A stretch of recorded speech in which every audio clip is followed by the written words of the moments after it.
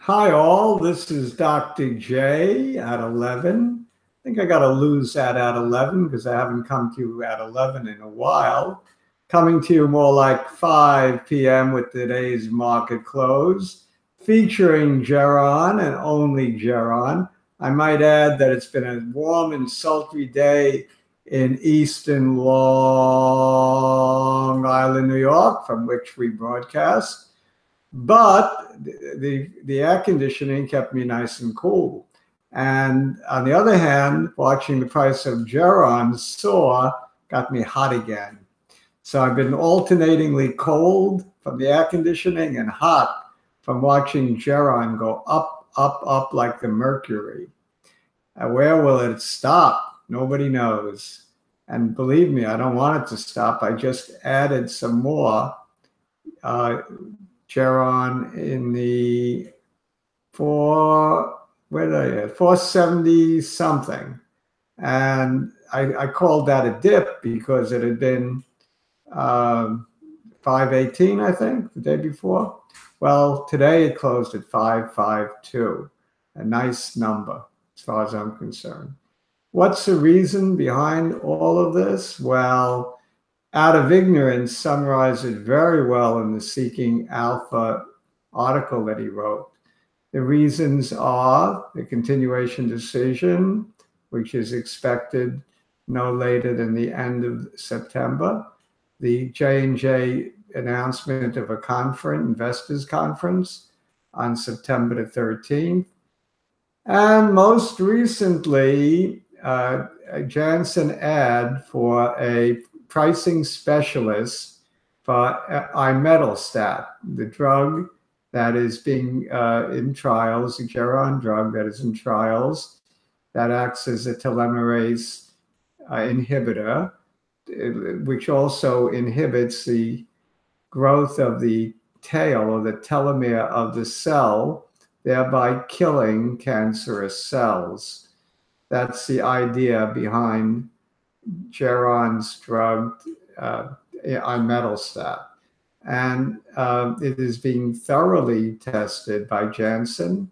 It's currently in 2 clinical trials, iMerge and IMbark.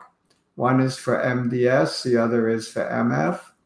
And there's a lot of mention, at least rumors going around, that is seriously looking at its use in AML. So acute myeloid leukemia. So these are 3 serious diseases for which Geron looks like it has efficacy. That being said, all of this evidence, so-called evidence, although circumstantial, leads one to believe that the odds are highly in favor of the continuation decision being positive, and that Geron would do a buy-in, meaning pay in money so that it can get a greater royalty. So all of that being said, the price has zoomed from 313 to 552. Out of Ignorance is, I'm going to see from memory, I think he's got a price target of 10, should the continuation decision be positive. I think a lot of that is built into the price already, so I'm going to lower that just a little bit. I really like your work, Out of Ignorance, but I'm going to go with a more conservative number of $8 a share that on the close, the day that the announcement occurs. Now, when will the announcement occur? Will it be on 513? Highly doubtful. That J&J will wait for the investors conference to signal that to the world that it's going to continue? No, I don't think so. I think, as I said in my previous video, that it will happen earlier. How much earlier? I was thinking a couple of days, maybe like 9/11. The investors conference is 9/13. But it could happen Monday the 10th or Wednesday the 12th of September, or even earlier. It could even happen this week. I doubt it. I think it'll happen after Labor Day, So the earliest would be the Tuesday after Labor Day, which is what? I think that is the 4th. I hope I have I don't have my calendar handy, but I believe that's correct. If it isn't, then no big deal. If it's the 5th, I apologize. But I believe it is the 4th of September. So in any event, it's just a guess, but I feel confident we're very, very near learning whether or not J&J Janssen will continue the trials or end its relationship with Geron. At this point, the odds, although circumstantial evidence, have raised the likelihood to more, from 50-50, let's say, to about 3 to 1 in favor, maybe 75%, maybe even higher. So with that having been said, that's the reason for the price rise from 313 to 552. Considering that, the day of the announcement, we're going to get a nice pop. Pre-market, you might see 10. But by the time it opens, it'll be lower. And by the time it closes, it'll probably be more like $8 a share. So that's from my experience as a trader. When on good news like this, you usually get a lot of action pre-market, and those who come in pre-market usually get hurt. Long term, however, even if it only settles at $8 a share, I think there's a tremendous future ahead for Geron. That could include wider uses of imetelstat. It could include European approval coming quickly. It could include a buyout. The other day we had 40 million shares traded. That's a lot of shares, my friends.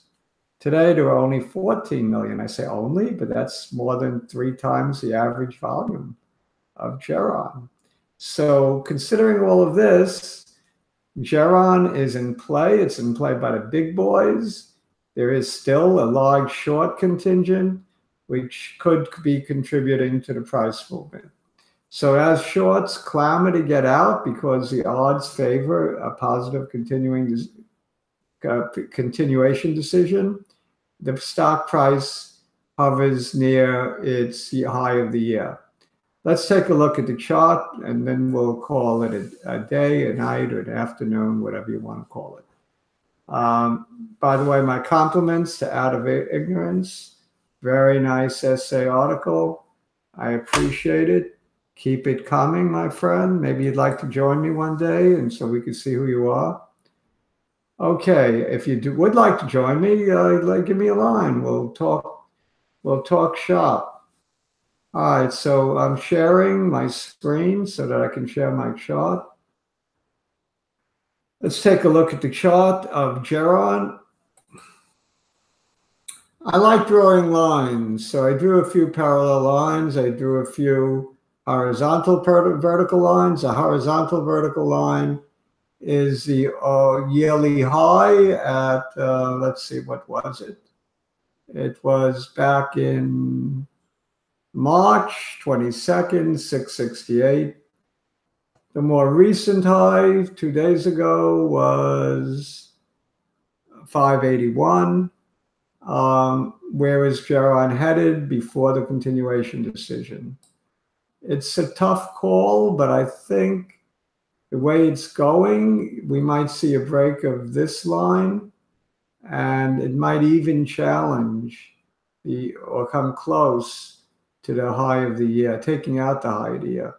So over the next few days, we could see some really good movement in Geron, or possibly, if there's any like killer bear argument put forth by our infamous friend, you know who he is, it seems to have a dampening effect, in which case Geron might just trade subdued in this little triangle here, this little pennant in here. In any event, it doesn't really matter unless you're looking to go out and in and back out and back in and trade the stock. I'm not doing that. I just buy all dips. I've been doing that for a lot of years now. Buy Geron on dips, and I'm hoping to get a big payout. So that's my plan. So I don't really care if it challenges the high of the year or if it trades subdued until a continuation decision. My guess on the continuation decision is going to be pushed up. I'm going to say it happens sooner as opposed to later. How about right after Labor Day, September the 4th? Let's see where that is on my little graph, on my little chart. Where is September 4th?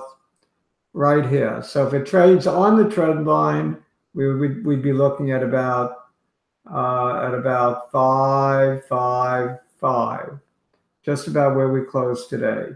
So it's quite possible that this might be the price prior to the announcement, in which case we would easily take out 668, whatever that number was again, and go much higher, probably close to out of ignorance's 10, settling at around $8 a share. If it's a buyout, I think you could see after the $8 a share, you'll quickly see a move up into the teens and a buyout come in the high 20s or maybe even low 30s. So I'm raising my estimate for a buyout. Why? Partly because I hope it's true and partly because I think it's true. So a little bit of hope and a little bit of actual logic leads me to believe the takeout will be more like a CPXX takeout. And also, let me just address one more concern of out of ignorances. Out of ignorance was concerned or voiced a concern about the general counsel selling X amount of Geron. Now, am I concerned about that? Yes. But I want to point out that one of the biggest trading mistakes I ever made happened recently. I owned a biotech stock that had a new drug for contact dermatitis. I'm not going to say the name. I don't know why. I just don't feel like saying the name. But I bought in the low teens, watched it run to 50 something. It's a nice run.